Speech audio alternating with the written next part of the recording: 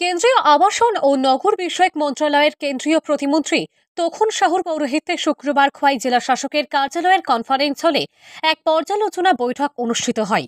এদিনের এই বৈঠকে উপস্থিত ছিলেন খোয়াই জেলা শাসক সজু ভাইত এ, অতিরিক্ত জেলা শাসক অভিজিৎ চক্রবর্তী ও সুমিত কুমার পাঠে, জেলার 2 মহকুমার মহকুমা শাসক সহ খোয়াই জেলার বিভিন্ন দপ্তরের আধিকারিকরা কেন্দ্রীয় সরকারের বিভিন্ন গুরুত্বপূর্ণ প্রকল্পগুলো কতটা বাস্তবায়িত হয়েছে সে বিষয়ে খতিয়ে দেখার পাশাপাশি বিভিন্ন প্রকল্পগুলোর বাস্তবায়নের ক্ষেত্রে কি কি ঘাটতি রয়েছে সে বিষয়েও এদিন বিস্তারিত আলোচনা হয়।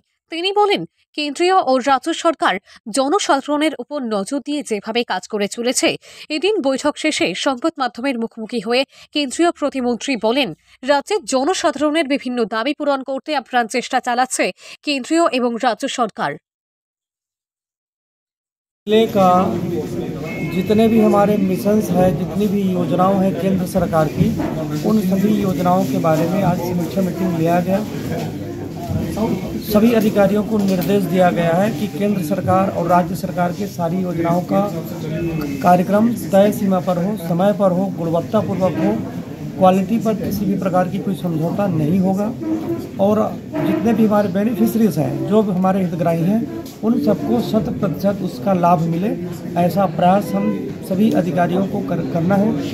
और इस जिले की आवश्यकता के मुताबिक, प्रदेश की आवश्यकता के मुताबिक जो भी जनता की मांग होगा, डिमांड होगा, इस प्रदेश की भलाई के लिए माननीय केंद्र की सरकार, मोदी जी की सरकार उस पर पूरा मदद करेगी।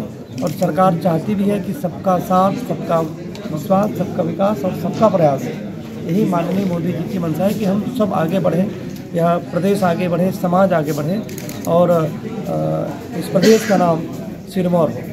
Bureau report, PV north east.